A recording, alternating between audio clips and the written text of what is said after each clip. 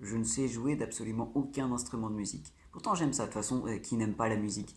Il y a des instruments quand même assez différents. Cela dit, parmi ceux que j'aime bien, il y a le piano. Je trouve à jouer, c'est pas mal parce que par rapport au violon, par exemple, imagine tu sais pas jouer de violon, tu peux essayer, le bruit va être horrible, tu sais, ça va faire si tu sais pas faire. Alors que le piano, même si tu sais pas en jouer, t'appuies sur la touche, normalement le son est là, tu vois.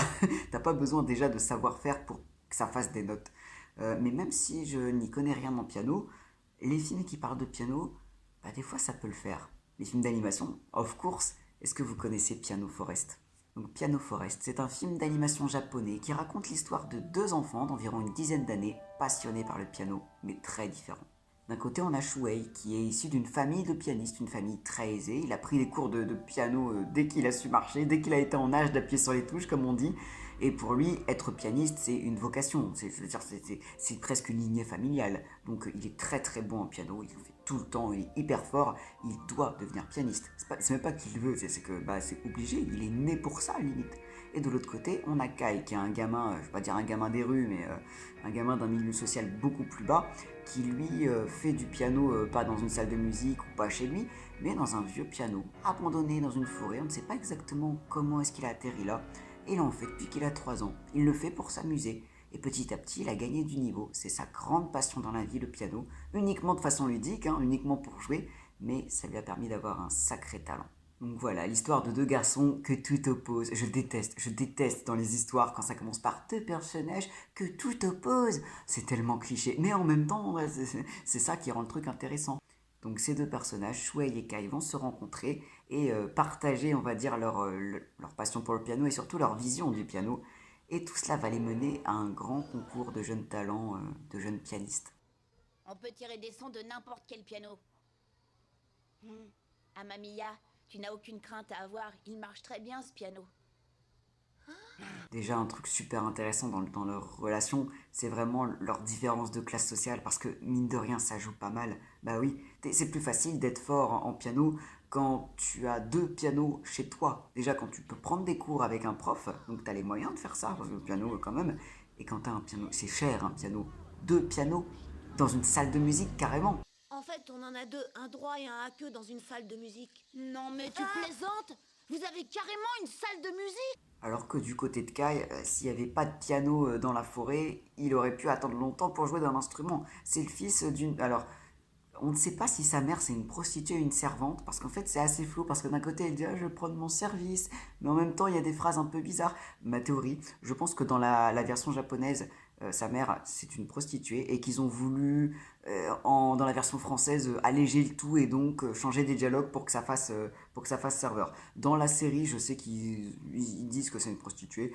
Pour moi, c'est pour moi, je sais pas, pour moi c'est une prostituée. Non, bon, en vrai, on va dire que c'est les deux, on s'en fout, c'est pas grave, c'est pas grave. L'important c'est que Kai est d'un milieu très modeste et du coup, bah forcément, hein, le piano, les leçons de piano, les gammes, est-ce que tu penses que Kai, quand il va sur son piano, il s'amuse à faire des gammes? Non, pas vraiment.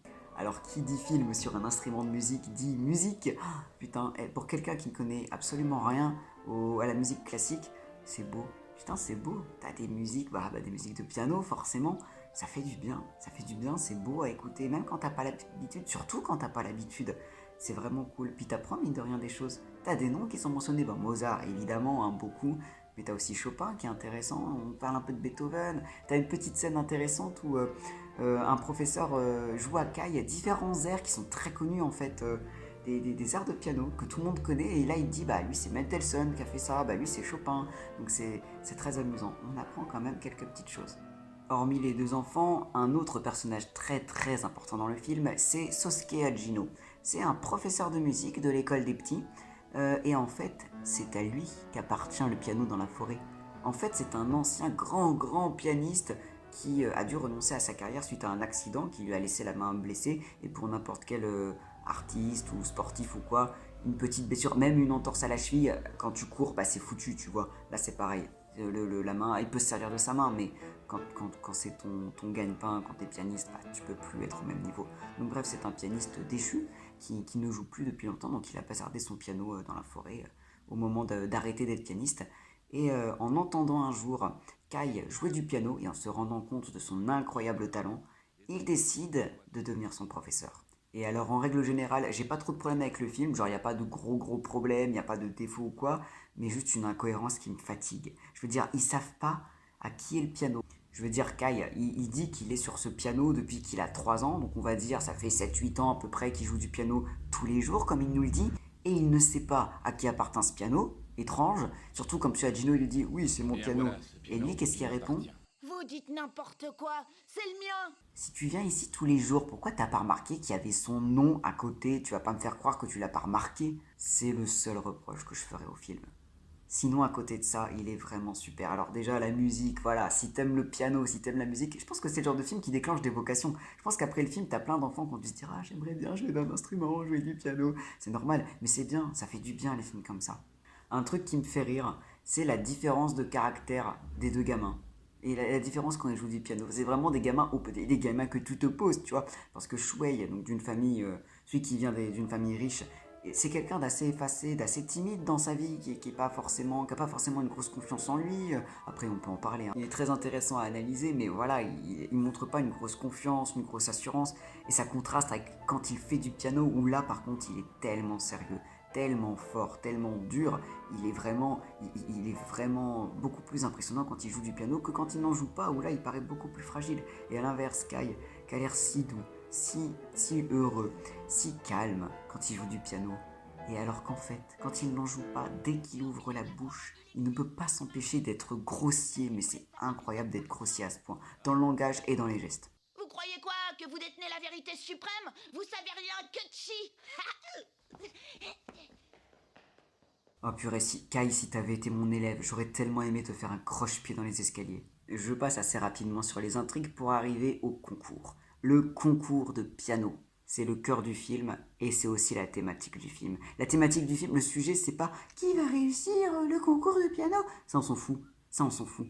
Le vrai sujet du film, c'est les enfants prodiges. Tu sais, les enfants prodiges, ces enfants issus souvent de familles un peu riches, qu'on fout derrière un piano dès qu'ils sont petits, on leur prend des cours, on les inscrit à tous les concours. Oh là là, il faut que tu sois très fort, oh, regardez comme il est fort, tu sais. Et le gamin à côté, qui n'aime pas forcément ça, mais qui est obligé, qui souffre pendant des années de prendre des cours, de prendre des leçons, c'est super important, ça te fait des devoirs en plus, et t'en as même pas envie. C'est les enfants prodiges, tu sais, ceux qui sont à toutes les compètes ou quoi, c'est bien, mais qui sont forcés par les parents. C'est terrible, hein. On les force à apprendre Mozart, hein. Mozart, c'était ça, hein. C'était un enfant prodige, hein, parce qu'il avait une mémoire incroyable et tout. Il avait des traits autistiques d'ailleurs. Mais Mozart, c'était ça, hein. Le vrai Mozart. À l'époque, à tous ses parents, le gamin avait 6 ans, et tous ses parents, ils le traînaient dans toute l'Europe. Regardez, notre petit enfant prodige, regardez comme il joue, c'est incroyable. Ouais, super, mais enfin, putain, c'est pas un singe savant en fait, c'est ton gamin, tu fais pas ça. Mais le film, il pose cette question-là. Parce que Shuei, bah oui, c'est le fils d'un pianiste, donc il a jamais eu le choix. On lui dit joue du piano, on lui dit fais du piano, fais des cours de piano, participe à des grands concours de piano, tu dois être le meilleur. C'est ça en fait, tu dois être le meilleur. C'est quelque chose qu'il répète énormément, c'est quelque chose que Shuei, il arrête pas de dire. Il faut qu'il soit le meilleur, il faut qu'il soit le premier à chaque fois. Mais à aucun moment il s'est dit j'aime le piano. Alors il aime le piano, mais tu sais, c'est pas lui qui a choisi d'en faire. Et ça, c'est très différent parce que Kai, alors le piano, il le joue à l'instinct, hein, voilà, il a jamais choisi. Enfin, si justement, il a choisi d'en faire. Il a jamais pris de cours. Mais lui, s'il fait du piano, c'est parce qu'il aime le piano. Et ça change tout. Il est beaucoup moins rigoureux. Il sait pas déchiffrer une partition, tu sais, il connaît pas les gammes, il sait pas ce que c'est. Mais en entendant, il aime le piano. Et ça fait une différence. Bah oui, ça fait une différence. Et ça, c'est très intéressant. Dans le concours, t'en vois des gamins qui sont entraînés, vraiment des bêtes de concours, tu vois, comme les veaux qu'on présente au salon de l'agriculture, tu vois, qu'on a entraînés, puis qu'on montre, allez, il faut qu'ils soient le meilleur. Et t'en as comme Shuei qui sont rodés à ça, qui sont suffisamment forts pour encaisser la chose. Et t'en as d'autres qui s'effondrent parce qu'ils ont 10 ans et que la pression est beaucoup trop énorme. Parce qu'à 10 ans, la compétition, je dis pas que c'est mal, mais tu devrais pas être forcé par tes parents. Tu devrais pas avoir peur d'échouer. Enfin, c'est normal d'avoir peur d'échouer, mais tu devrais pas être paniqué à l'idée d'échouer. Je pense à ce personnage que j'adore, qui s'appelle Takako, et qui est vraiment la représentation de ça. La représentation des gosses de riches qu'on a foutu derrière un piano très vite et qu'on peut plus, quoi, qui est en train de mourir tellement elle est en stress. Alors par contre, une petite précision, je suis pas en train de dire que quand on est enfant, les compétitions, c'est pas bien. J'ai les élèves, là, les enfants qui font du sport à haut niveau quand ils sont gamins, c'est bien, c'est très bien de se lancer dans quelque chose, que ce soit de la musique, le sport, une autre discipline artistique ou quoi, c'est super, hein. Ceux qui font des... Il y en a qui font des compètes souvent, qui ont des horaires aménagés. C'est bien, hein, c'est super quand ça te plaît et tout. Et le goût de l'effort et du travail, c'est bien aussi, parce que oui, ça demande une certaine rigueur ou quoi. Oui, bien sûr, le goût de gagner et la peur de perdre, c'est normal aussi. Là, ce que je dénonce, ce que le film dénonce, ce que je dénonce, n'importe quoi.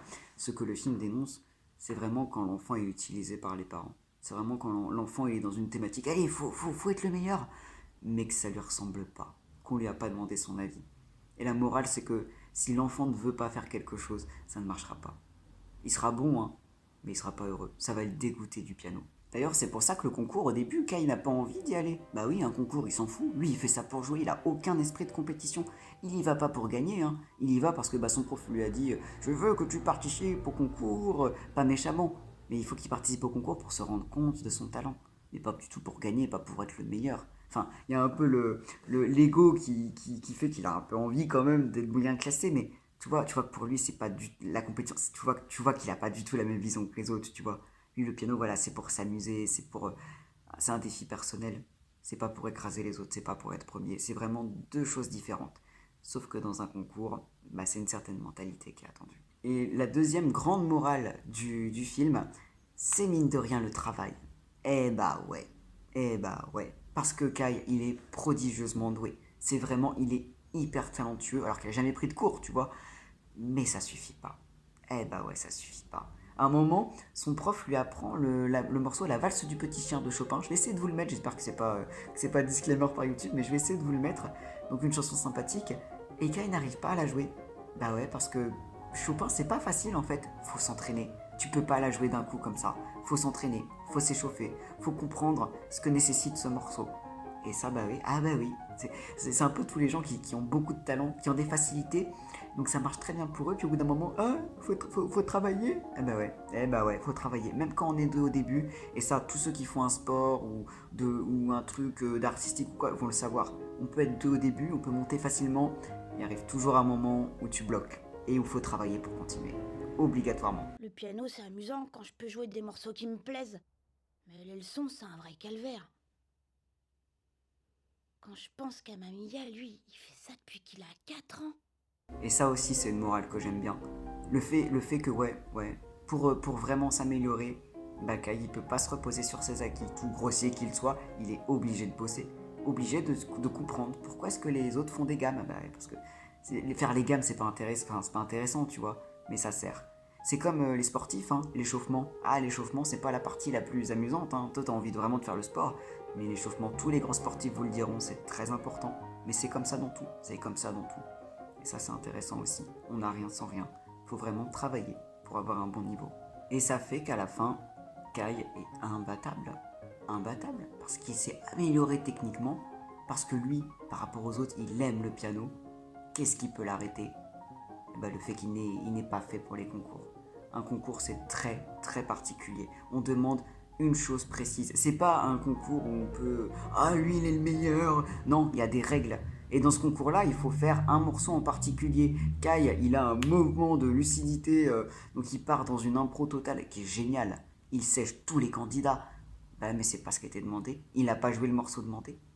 Donc il n'y arrive pas. Oui, je vous ai spoilé. Vous savez que je spoil rapidement, hein. Mais ça, c'est intéressant aussi. Le fait qu'un concours, ça représente pas tout, tu vois. Mais c'est aussi ça qui est beau. Shuei, il finit premier du concours. Et vu son sérieux, vu sa détermination, c'est normal. Et on le félicite parce qu'il a une perfection dans son jeu. Mais il sait que finalement, Kai, même s'il n'a pas réussi, Kai est meilleur que lui. Et ça, c'est terrible. Ça me fend le cœur pour ce personnage. Quand j'étais petit, je préférais Kai, mais maintenant, je comprends beaucoup plus Shuei. Quand tu t'entraînes toute ta vie pour faire quelque chose, quand tu sais que tu es le meilleur en termes techniques, mais que l'autre, il a quelque chose que tu réussiras jamais à avoir. Que l'autre, il a ce talent, cette petite chose qui fait que les autres ont envie de l'écouter. Cette petite chose qui fait qu'il arrive à toucher les gens avec sa musique. Et ça, c'est très dur à avoir. Mais ça, tu peux pas l'avoir quand t'as pas de passion. Ça, c'est triste. Donc voilà, Shuei, c'est une bête de concours. Il est très très fort dans la catégorie concours. Mais voilà. Alors il y en a beaucoup qui ont dit mais Kai, il aurait dû gagner, c'est le meilleur, c'était le meilleur. Oui, c'était le meilleur. Mais je suis content qu'ils aient pas fait Kai qui gagne parce que c'est trop facile. de faire le héros qui gagne à la fin. Et puis, ouais, il y a des règles. Ça peut paraître con, hein, c'est vrai que c'est con, hein, t'as pas joué le bon morceau, mais t'es disqualifié. Mais il y a des règles. Imagine, t'es au bac de français. On te donne le sujet de ta rédaction, genre sujet de la rédaction, d'écrire un souvenir de vacances. Et que tu dis, ouais, non, ça me plaît pas, je vais faire autre chose. Et tu fais un truc génial. Bah ouais, mais c'est hors sujet. Ah bah oui, ça peut être super, mais c'est hors sujet, donc tu auras zéro. Bah là, c'est la même chose. Là, c'est la même chose. Un concours, c'est quelque chose de précis. Ça ne veut pas dire que Kai n'a pas de talent, mais il est hors concours. Ça veut dire ce n'est pas comme ça qu'il joue du piano. Ça aussi, c'est intéressant. Le fait que ce n'est pas parce qu'on rate un concours qu'on est mauvais. Que c'est aussi un apprentissage, que c'est différentes choses, que c'est différentes visions de l'art. C'est différent. Donc si je devais faire un petit bilan de Piano Forest, c'est trop bien. Ah, c'est trop bien, c'est trop bien. Il y a vraiment des thématiques super. Au début, tu te dis, oh, juste du piano. Non, c'est pas juste du piano. Déjà, tu apprends un petit peu des choses sur le piano. Ensuite, tu as des super thématiques sur le fait de pousser des enfants à s'ouvrir et même la compétition, mais qu'il y a des limites et que ça va pas être bon et que ça va rien donner s'ils sont. Tu sais, il y a cette thématique du plaisir dans la passion. Il y a quand même le travail qui est vachement mis en avant et c'est quand même important. T'as des bons personnages. Agino est très intéressant en tant que prof, c'est vraiment la figure de mentor de Kai, et Kai et Shuai ils sont super, encore une fois, leur thématique, où dans la ville, Shuai il est pas très adroit, mais que sur le terrain du piano et des concours, c'est lui qui est le plus à son aise, et le fait de voir Kai qui est tellement, tellement sale gosse, tellement grossier tout du long, tellement vulgaire, et qui s'illumine dès qu'il est sur son piano, dès qu'il part dans sa tête, c'est magnifique, c'est vraiment un film super. Tu ressors avec des musiques dans la tête, tu ressors avec l'envie de faire un instrument de musique. Et je crois que ça, c'est la preuve pour un film de musique, je crois que ça, c'est la preuve que le film a réussi ce qu'il voulait faire. Je vous conseille vraiment de le regarder. En plus, il se trouve facilement sur internet. Vraiment, regardez Piano Forest. Puis moi, la prochaine fois, je pense que je parlerai d'un livre. Ça fait longtemps, j'ai l'impression que j'ai pas parlé d'un livre. Ah bah non, c'est la dernière fois, Peter Pan en fait. Mais j'ai l'impression que ça fait quand même longtemps. La prochaine fois, je parlerai d'un livre. En attendant, Piano Forest, n'oubliez pas.